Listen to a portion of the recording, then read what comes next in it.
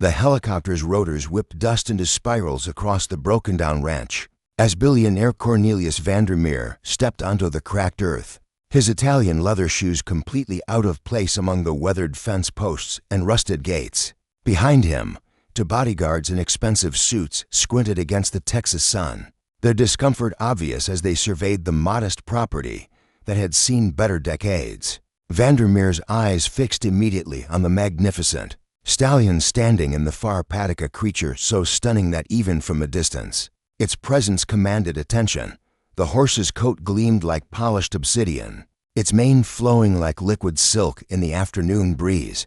This was Tempest, the legendary wild Mustang that had captured headlines across the country, the untamable spirit that had thrown every professional trainer who dared approach. "That's him," Vandermeer murmured to his assistant, his voice carrying the confidence of a man accustomed to getting whatever he wanted. "The prize that will complete my collection." From the barn's shadow, Colt Brennan watched the unwelcome visitors. With wary eyes, at 32, the quiet cowboy had spent more years listening to horses than talking to people, his weathered hands telling stories of countless hours spent gentling spooked animals and mending broken spirits. Unlike the flashy contractors and celebrity trainers who'd come before, Colt understood that Tempest wasn't a problem to be solved, he was a soul to be understood. Vandermeer approached the ranch house where elderly owner Iris Weatherby sat on her porch, her arthritic fingers wrapped around a cup of coffee that had long since gone cold.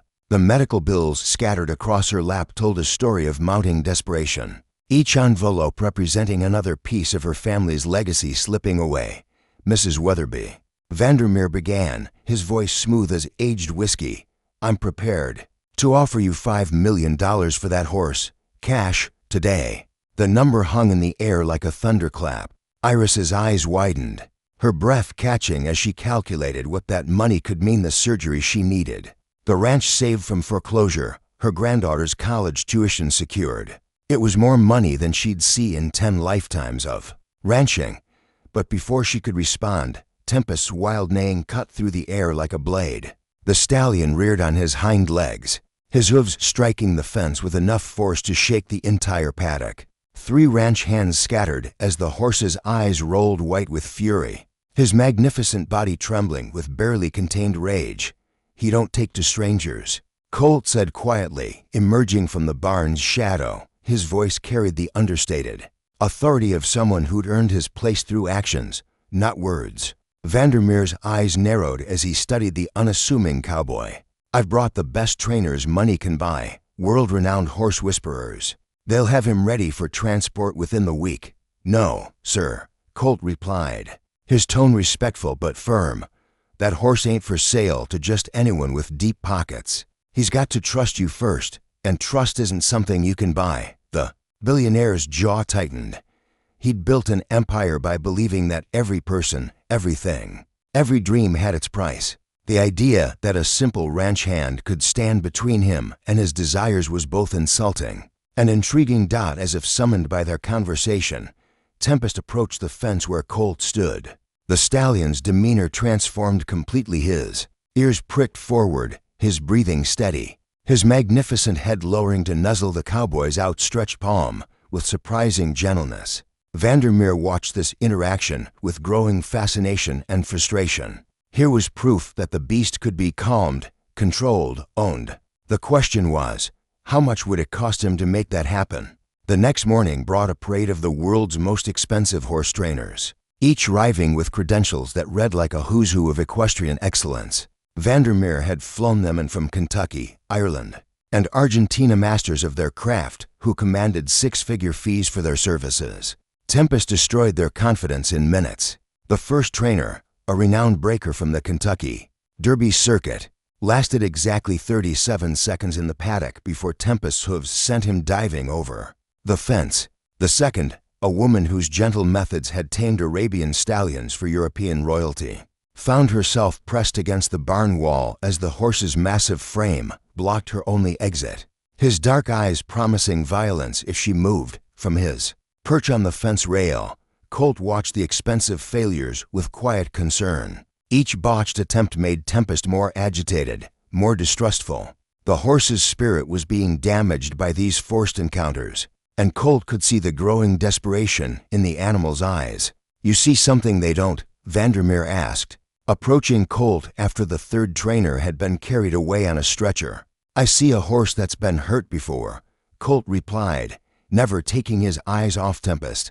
"He's protecting himself the only way he knows how." Vandermeer studied the cowboy's profile, noting the genuine concern etched in his features. "What would it take for you to train him? Name your price." Colt finally turned to face the billionaire. "It's not about money, Mr. Vandermeer. It's about time, trust, understanding, things that can't be rushed or bought." "Everything has a price," Vandermeer insisted. 10 million, 20, 50, what's your number?" But Colt was already walking away, drawn by Tempest's distressed whinnying. The horse had worked himself into a state of panic, his magnificent body lathered with sweat, his eyes wild with fear and anger. The day's events had pushed him to his breaking point. Without hesitation, Colt entered the paddock. Tempest wheeled toward him, hooves striking the earth with thunderous force. But the cowboy didn't flinch. Instead, he stood perfectly still, his hands at his sides, his voice barely above a whisper. "Easy, boy, easy now." The gathered crowd held its breath as the massive stallion approached, his nostrils flaring, his muscles coiled for attack. But something in Colt's stillness, his unafraid presence, seemed to penetrate the horse's rage. Tempest stopped just inches away, his hot breath washing over the cowboy's face. "That's it," Colt murmured, still not moving. "You remember me, don't you? Remember that I never tried to break you?" Slowly, incredibly, Tempest's head lowered. The tension drained from his body as he allowed Colt to gently stroke his neck, the same neck that had thrown off a dozen other hands. Vandermeer watched this miracle with growing obsession. Here was the key to owning the unknowable, the solution to his most challenging acquisition. He pulled out his phone, making a call that would change everything, find out everything about Colt Brennan. He instructed his private investigator. "Family, debts, dreams, weaknesses.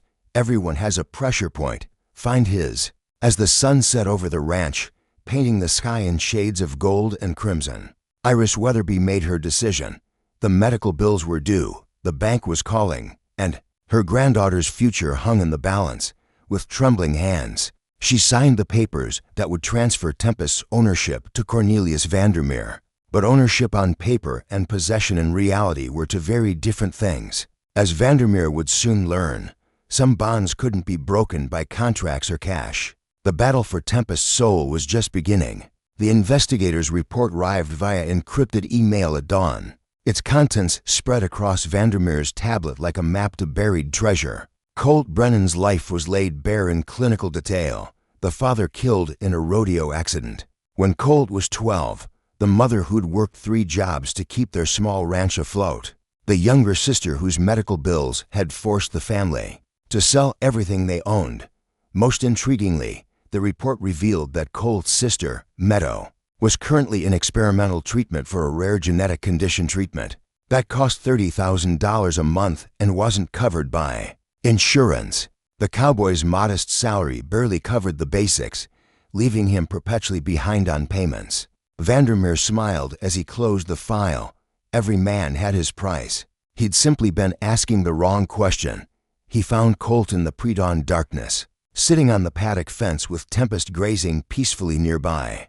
The scene was almost pastoral in its simplicity, man and horse existing in perfect harmony. Under a canopy of fading stars, "Beautiful morning," Vandermeer said, approaching. Carefully, he'd learned to respect the bubble of calm that Colt seemed to create around himself. "Always is out here," Colt replied, not turning around. "City folks forget that peace don't cost nothing. Some peace costs everything." Vandermeer countered, settling onto the fence beside him. "I know about your sister, Colt, about the treatments, the bills, the impossible choices you're making every day." Colt's jaw tightened, but he said nothing. "I'm not here to judge or manipulate," Vandermeer continued, his voice surprisingly gentle. "I'm here to offer you a solution. Work with me, help me gain Tempest's trust, and I'll cover your sister's medical expenses. All of them, for as long as she needs treatment." The offer hung between them like a bridge over an impossible chasm. Colt closed his eyes, feeling the weight of his sister's future pressing down on his shoulders. Meadow had been his responsibility since their mother's death 3 years ago, and he'd watched her fade a little more each day as the bills mounted, and the treatments became increasingly desperate. "He's not just a horse to you," Colt said finally. "He's a trophy, a conversation piece for your rich friends." "Maybe," Vandermeer admitted, "but does that change what I'm offering? Your sister's life for a few months of training. It's not a bad trade." Tempest lifted his head, sensing the tension in his friend's voice. The stallion approached the fence, nuzzling Colt's hand with unusual intensity, as if trying to offer comfort. "He knows you're upset," Vandermeer observed. "The bond between you is remarkable. That's exactly what I need." Colt stroked Tempest's neck, feeling the steady rhythm of the horse's heartbeat under his palm. "You don't understand what you're asking. Trust isn't something you can transfer like ownership papers. If I teach him to trust me in your presence, I'm betraying everything we have. Or you're saving your sister's life," Vandermeer pressed. "She's only 19, Colt. She has her whole future ahead of her if she can beat this disease.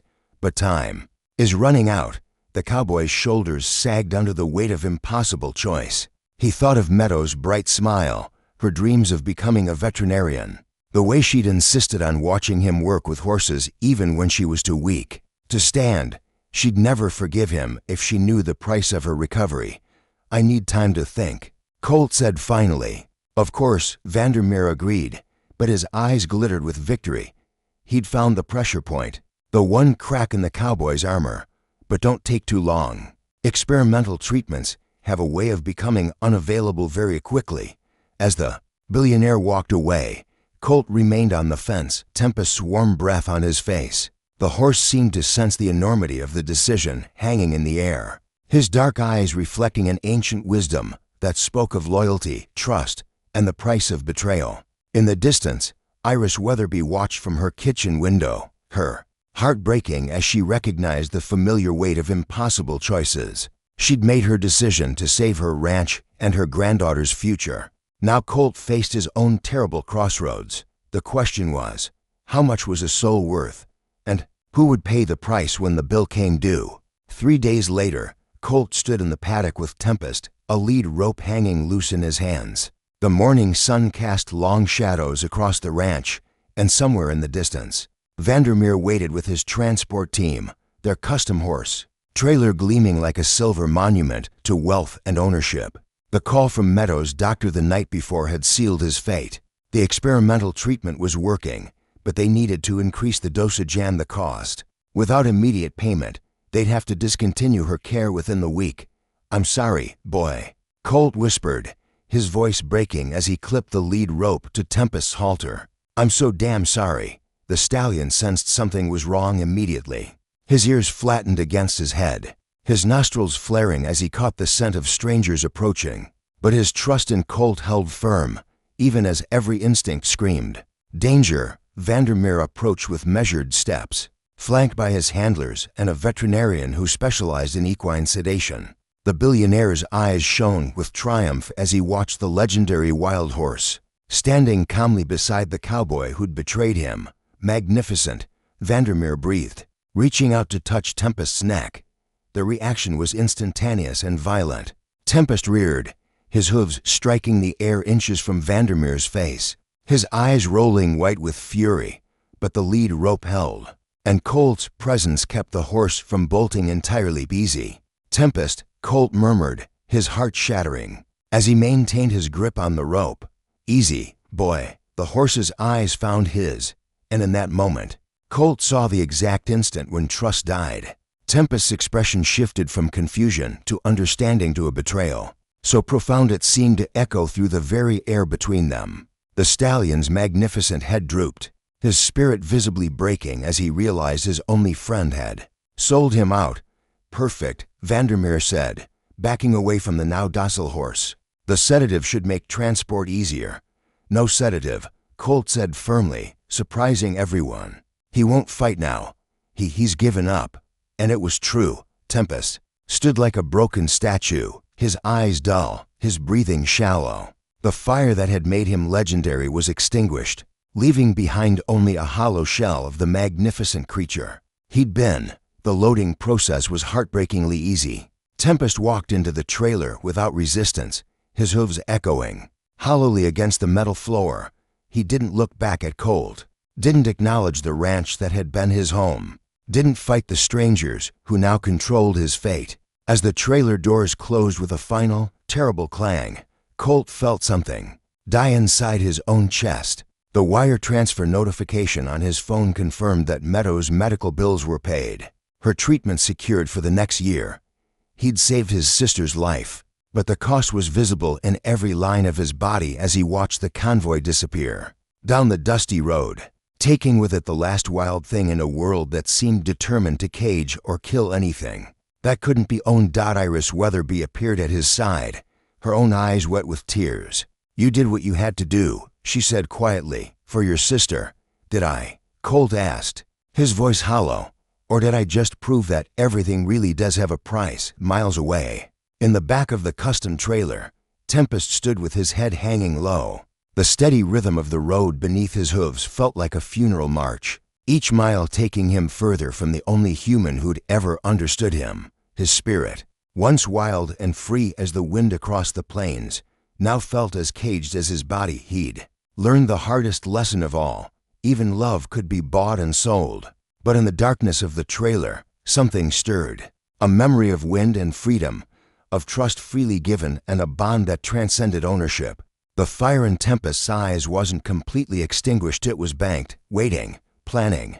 The horse that had never been truly broken was about to remind the world that some spirits couldn't be owned, no matter how much money changed hands. Vandermeer's private estate sprawled across 500 acres of pristine Virginia countryside, its manicured pastures and climate-controlled stables a testament to wealth beyond imagination. The barn where Tempest was housed cost more than most people's homes, equipped with automatic feeders, massage therapy equipment, and a sound system that played classical music to enhance equine wellness. But none of it mattered to the broken stallion who stood motionless in his gold-plated prison. For 3 weeks, Tempest had been the perfect captive. He ate when fed, stood when groomed, and allowed Vandermeer's army of trainers to handle him. With the resigned defeat of a creature whose spirit had been thoroughly crushed, the billionaire paraded him before visitors like a living trophy, regaling them with stories of his acquisition of the legendary wild horse. The secret was finding the right pressure point. Vandermeer would boast to his dinner guests, "Every man has his price, even cowboys." But late at night, when the estate slept, and the only sounds were the whisper of wind through the perfectly trimmed trees, Tempest would lift his head and stare toward the west. Something called to him from across the miles, a memory of dust and freedom, of a quiet voice that had never demanded anything but offered everything. Meanwhile, back in Texas, Colt Brennan was dying by degrees. The money had saved Meadows' life, but it couldn't save his soul. He moved through his days like a ghost, mechanically performing his duties while his heart remained locked in that moment. When he'd seen trust die in Tempest's eyes, Meadow noticed the change. Immediately when she came home from the hospital, her color improved and her strength returning thanks to the expensive treatments. But her brother's vitality seemed to have drained away, leaving behind a hollow shell of the man who'd raised her. "You look like hell," she said one evening, finding him sitting on the porch where he used to watch Tempest graze. "Language," Colt said automatically, but there was no real reproach in his voice. "Don't deflect. What happened to you? And don't tell me it's nothing I know you too well." She studied his face in the lamplight. "This is about the money, isn't it? About how you got it?" Colt's silence was answer enough. "Oh, Colt," Meadow whispered, understanding flooding her voice. "What did you do?" The story came out in broken pieces: the impossible choice, the betrayal, the way Tempest had looked at him in that final moment. Meadow listened with growing horror, her heart breaking for both her brother and the horse he'd sacrificed for her sake. "I never asked you to do that," she said finally, tears streaming down her face. "I never wanted you to destroy yourself to save me. I couldn't lose you too," Colt replied, his voice barely above a whisper. "You're all I have left." "No," Meadow said firmly, standing despite her weakness. You had something else, something beautiful and pure, and you threw it away for me that night. Meadow made her own impossible choice. She called the hospital and told them she was discontinuing her treatment. The money would be returned to whatever account it had come from, and she would face her disease with whatever time she had left. But she wouldn't let her brother's sacrifice be meaningless. We're going to get him back, she told Colt the next morning. That horse, we're going to get him back. It's not that simple, Colt protested. Vandermeer owns him legally. The money will be returned with interest, Meadow interrupted. I've already started the process. But legal ownership doesn't mean anything if Tempest doesn't want it to be owned. She pulled out her laptop, showing Colt a series of news articles she'd found. He's dying. Colt, not physically, but spiritually. The reporters are calling it failure to thrive. Vandermeer's worried he'll lose his prize before he can show him off at the big charity auction next month. Colt read the articles with growing despair. The descriptions of Tempest's condition listless, unresponsive, fading matched his own internal state perfectly. They were both dying from the same wound. There's something else, Meadow said quietly. I've been in contact with some people. Horse lovers, animal rights activists, people who believe that some things shouldn't be owned. They're planning something for the auction. Meadow, you can't, I can't what? Fight for what's right. Stand up for what you taught me to believe in. She gripped his hands, her eyes blazing with determination. You showed me that trust and love can't be bought or sold. Now it's time to prove it. As the sun set over the ranch, painting the sky in shades of hope and redemption, Colt felt something stir in his chest. The fire that had driven him to work with horses, to understand their spirits, to protect their freedom, it wasn't dead. It was just waiting for the right moment to blaze back to life. The battle for Tempest's soul wasn't over. It was just beginning. The charity auction was the social event of the season, with Virginia's elite gathering in Vandermeer's grand ballroom to bid on everything, from vintage wines to original artwork. But the crown jewel of the evening was the live demonstration of Tempest, billed as the taming of the wild, a triumph of will over nature. Colt arrived disguised as one of the catering staff, his heart pounding as he made his way through the crowd of wealthy bidders. Meadow had recovered enough to help coordinate the plan, using her contacts in the animal rights community to position activists throughout the venue.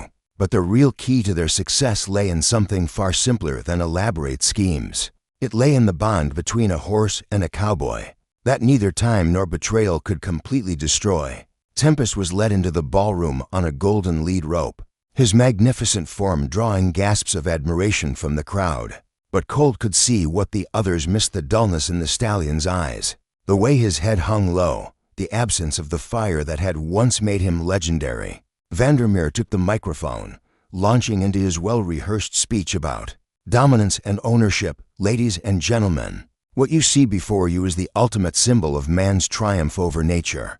This beast, once wild and uncontrollable, now stands as proof that everything and everyone has their price. The crowd murmured appreciatively, but Colt felt sick. This wasn't triumph. It was spiritual murder.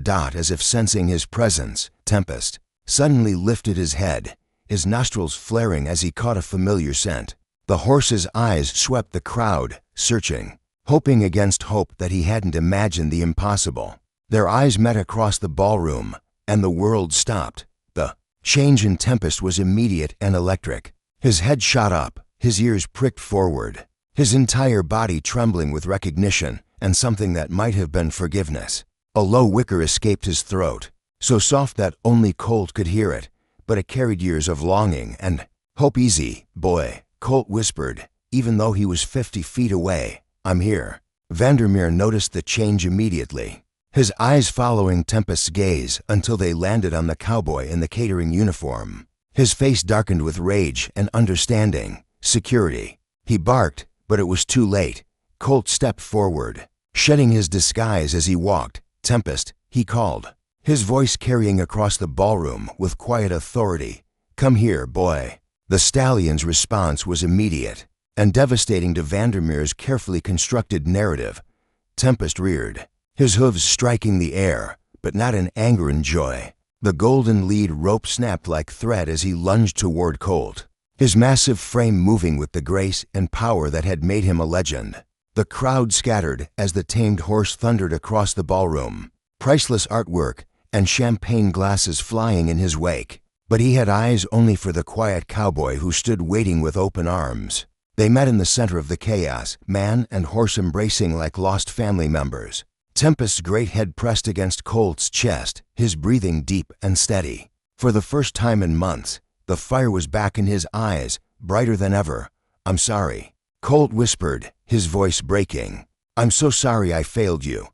But Tempest's response was to nuzzle him gently, as if to say that some bonds transcend betrayal, that love given freely can survive even the darkest moments. Vandermeer stood frozen, watching his prized possession transform back into the wild, magnificent creature he'd thought he'd owned. Security guards moved to surround them, but Meadows' activists had done their work well. Cell phone cameras captured every moment, live streaming the reunion to millions of viewers worldwide. "He's not your property," Colt said, turning to face Vandermeer. "He never was. You can own his papers, his location, his feed, but you can't own his spirit." "I paid for him," Vandermeer snarled. "He belongs to me." "No," came a voice from the crowd. Iris Weatherby stepped forward, her granddaughter beside her, both of them smiling through their tears. "He belongs to himself, always has." The old woman held up a legal document, her hands steady despite her age. "This is Tempest's original registration. It shows him as born wild, never legally owned by anyone. My sale to you was invalid from the start."